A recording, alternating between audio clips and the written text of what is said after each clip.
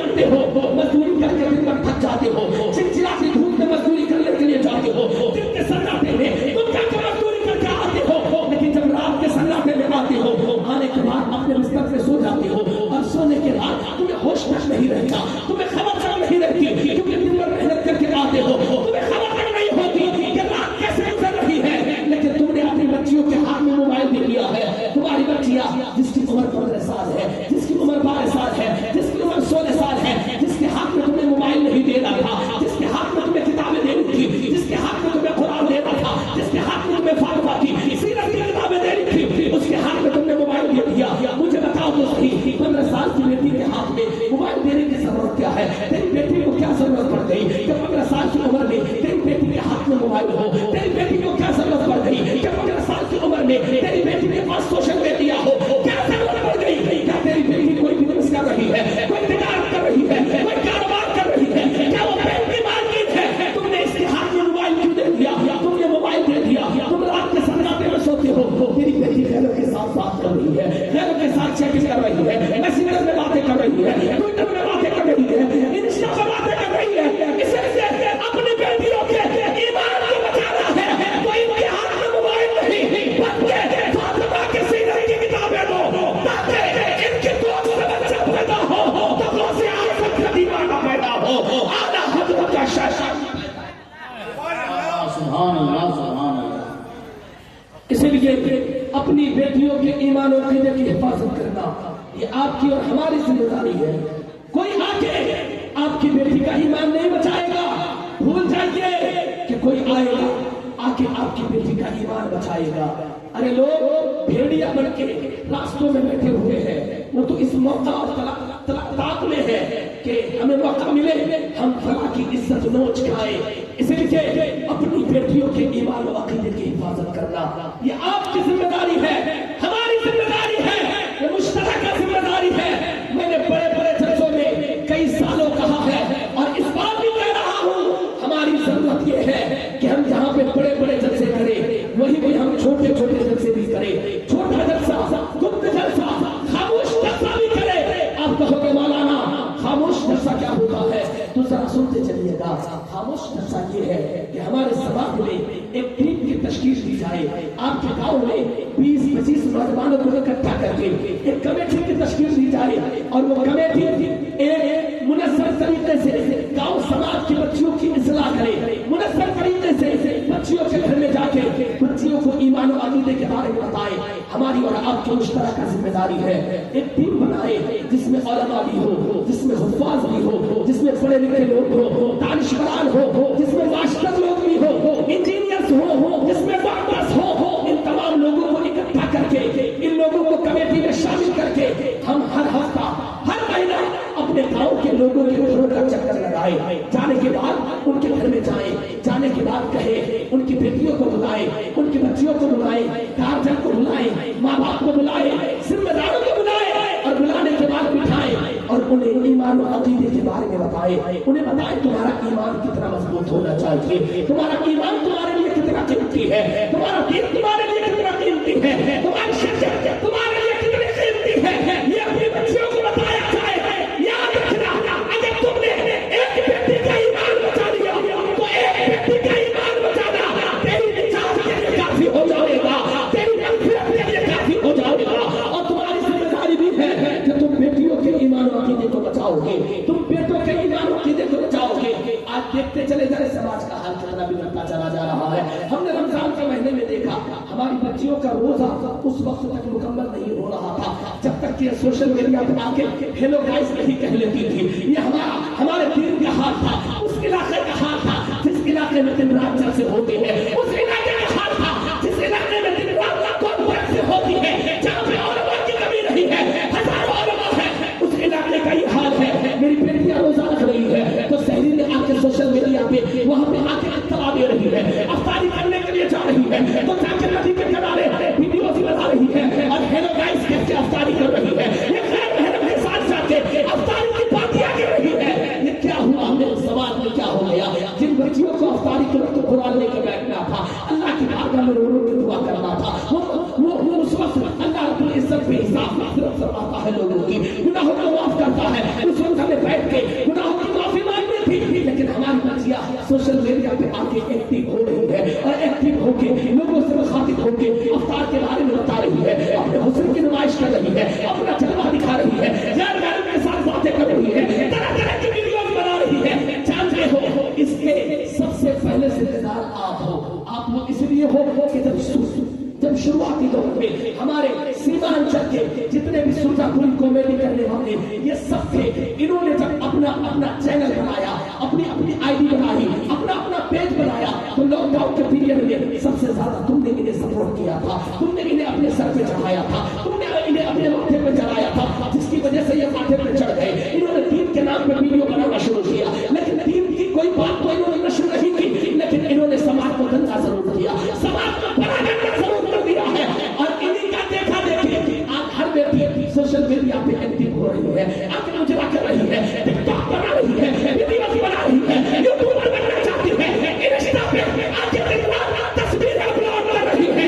याद रखना साहिबो, अगर तुम अच्छी नस्लें देखना चाहते हो तो अपनी बेटियों के हाथ से मोबाइल छीन लो, इनके हाथ में कुरान और फातिमा की सीरत की किताबें दो, ताकि इनके आने वाली नस्लें फातिमा की औलाद हो, मुस्तफा जाने रहने के गुलाम हो, ताकि इनकी कौम में मुस्तफा के नाम पैदा हो, वैसे आज़म की दीवानी।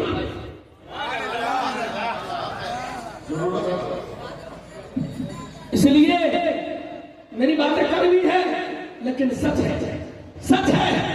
आपने और हमने इन लोगों को सर पे चढ़ाया जो आज यूट्यूब में वीडियोस बना रहे हैं, फेसबुक में वीडियोस बना रहे हैं, इंस्टा पर तस्वीरें डाल रहे हैं। इन्हें हमने सर पे चढ़ाया था। कल इन्होंने आपको दीन का फरेब देकर, दीन के नाम पर फरेब देकर इन्होंने अपना चैनल आपसे सब्सक्राइब करवा लिया, अपना पेज फॉलो करवा लिया।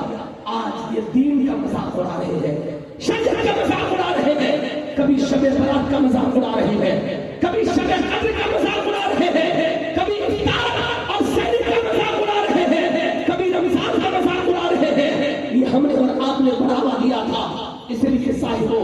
और जानते हो ना उलमा है, उलमा की मौजूदगी में जिम्मेदारी के साथ ये आपसे कहना चाहूंगा, अगर आप किसी बुराई को पनपने के लिए रास्ता देते हैं या उसमें किसी भी एतबार से ताउन करते हैं, मदद करते हैं, तो जब तक वो बुराई होती रहेगी तब तक आपको भी गुनाह मिलता रहेगा, आपको भी उसका गुनाह मिलेगा।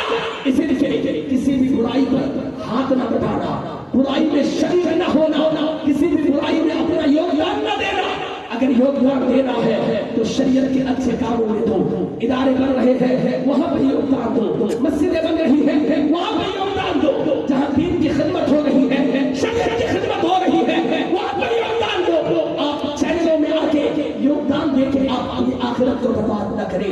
ये इन लोगों को फॉलो और सब्सक्राइब करके अपनी आखिरत को काली न करें, खबर की रातों को मजीद आप काली ना बनाए, बल्कि अपने बच्चों को भी समझाएं।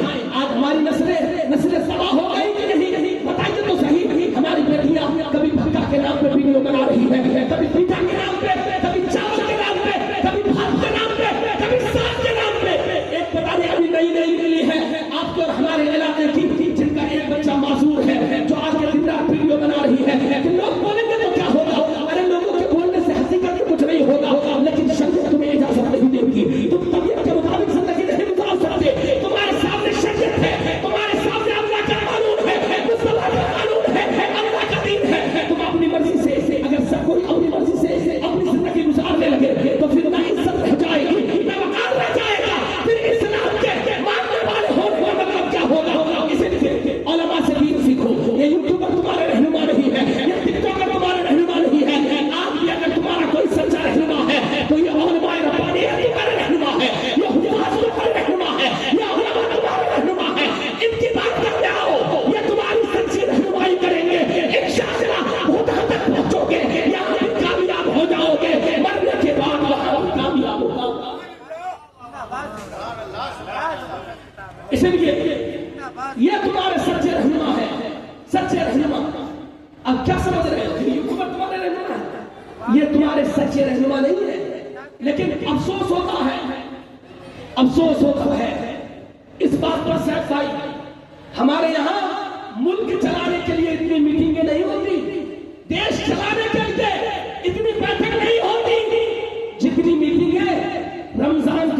ایک امام کو رکھنے اور نکالنے میں ہوتی ہے. یہ ہمارے سماج کا المیہ ہے. المیہ ہے. 1 سال بڑی محنت کے ساتھ امام صاحب نے نمازی تیار کر دیے, مسجد کو نمازیوں سے بھر دیا, لیکن کسی کی آنکھ میں کھٹکنے لگے. انہوں نے کیسے اتنی محنت کر لی, اتنی عزت کیسے کمائی؟ ظاہر ہے جو محنت کش ہوگا, جو محنتی ہوگا, وہ محنت کر کے اگر نمازی تیار کرے گا تو کل ان کے مداح بھی ہوں گے, کل ان کے چاہنے والے بھی ہوں گے, کل ان کی تعریف کرنے والے بھی ہوں گے. لیکن ہمیں کسی کی تعریف ہضم نہیں ہوتی. یہ میرا سماج ہے, آئے دن مدرسین کو بدلنے میں لگا ہوا ہے, آئے دن اماموں کو بدلنے میں لگا ہوا ہے, آئے دن یہ 500 روپے کے چکر میں اگر امام نے 500 روپے اضافہ کرنے کو کہا تو ان کو صرف خرچے کا راستہ دکھتا ہے. امام صاحب کو بدل دو, 500 روپے نہیں بڑھائیں گے, 1000 روپے نہیں بڑھائیں گے. اگر تم نے یہی کیا نا تو تمہارا سب سے پہلا جو نظام مکتب کا تھا وہ مکتب کا نظام درہم برہم ہوگا, کیونکہ تم ہر سال مدرس بدلو گے, ہر سال امام بدلو گے. اس کا زیادہ اثر, سب سے زیادہ اثر اس کا جو مرتب ہوگا وہ سب سے زیادہ مکتب پہ مرتب ہوگا, کیونکہ تمہارا امام محنت کر کے بچوں کو تیار کرتا ہے, شروع سے مدارس سکھاتا ہے, صفات سکھاتا ہے. جن بچوں کو بولنا نہیں آتا انہیں قرآن پڑھنا سکھاتا ہے. تم نے 1 سال کے بعد امام کو بدلنا شروع کر دیا, ہر 6 مہینے میں بدلنا شروع کر دیا. تمہارا بچہ جو پڑھنے لگا تھا, جو قرآن سے ٹھیک سے پڑھنا شروع کیا تھا, جنہوں نے قرآن پڑھنا شروع کیا تھا, اب ان کا مومنٹم ختم ہو جاتا ہے, وہ دھیرے دھیرے پیچھے آ جاتا ہے. ایک نیا امام آتا ہے, وہ پھر پیچھے سے شروع کراتا ہے. ایک نیا امام آتا ہے, وہ پھر نورانی قاعدہ پڑھانا شروع کرتا ہے, یا سنت قرآن پڑھانا شروع کرتا ہے. وہ بچہ جو محنت کر کے 1 سال میں پڑھا تھا وہ پیچھے ہو جاتا ہے. اور پھر کہتے ہو اب اگر سماج میں کوئی مرتا ہے تو ہمارے سماج میں قرآن پڑھنے والے بچے کیوں نہیں ہے؟ کیوں قرآن پڑھنے والے بچے ہوں گے؟ تم نے مکتب کا تو دھیان ہٹا دیا ہے, تم نے مکتب کو تو برباد کر دیا ہے. تیرے سماج کے مکتب کا خستہ حال ہے. ہم لوگ سب چھوٹے چھوٹے تھے, اس وقت سنا کرتے تھے بزرگوں سے, اور ہم نے دیکھا بھی ہے اپنے ماتھے کی نگاہوں سے. ہمارے مکاتب میں شرح ثانی تک کی پڑھائی ہوتی تھی, منزل اوسطی کی پڑھائی ہوتی تھی, فارسی کی پڑھائی ہوا کرتی تھی, بندگان محمود کی پڑھائی ہوا کرتی تھی. آج کیا ہے؟ آج مکتب کا حال یہ ہے, کتا ادھر سے گھستا ہے, بلی ادھر سے نکلتی ہے. سارے اکثر مکاتب کے یہ حالات ہیں, کیونکہ ہمارے پاس جو کمیٹی ہے وہ منظم طریقے سے نہیں چلتی, وہ سسٹم سے نہیں چلتی, وہ ادارے کو سسٹم سے نہیں چلاتی, وہ مکتب کو ٹھیک سے نہیں چلاتی. اس لیے ضرورت ہے, میں تو اکثر جلسوں میں کہا کرتا ہوں, میری اتنی عزت کرنے کی ضرورت نہیں ہے, مجھ سے زیادہ تیرے مدرسے کے مدرس کی عزت ہے, تیرے مکتب کے مدرس کی عزت ہے. ایک چیز یاد کرو, یہ جب خوش ہو جائیں گے تیرا سماج ترقی کرے گا, تیرا معاشرہ تیرا سماج ترقی کرتا ہوا نظر آئے گا, تیرا معاشرہ ترقی کرتا ہوا نظر آئے گا. میں آؤں گا پیسے کے لیے آؤں گا, اگر بولنے کا فن ہے میرے اندر تو پیسے کے لیے آؤں گا, آپ سے نظرانہ لے کے جاؤں گا. لیکن کبھی سوچا تم نے سوچا کبھی تیرا امام تیرے گاؤں کے مکتب کا مدرس, تیرے ادارے کے مدرسے کا مدرس کتنی محنت کرتا ہے, لیکن تم چھوٹی چھوٹی بات پہ انہیں نکالے جا رہے ہو اور کتنی تکلیفیں دے رہے ہو. کبھی کتنے مسئلے درپیش ہوتے ہیں, سننے میں آتے ہیں کہ فلاں جگہ امام صاحب نے نکاح منایا تو نکاح کے پیسے آدھے کمیٹی والے رکھ دیے, مسجد کے نام پہ, مدرسے کے نام پہ. یہ ہمارے سماج کا ظلم ہے.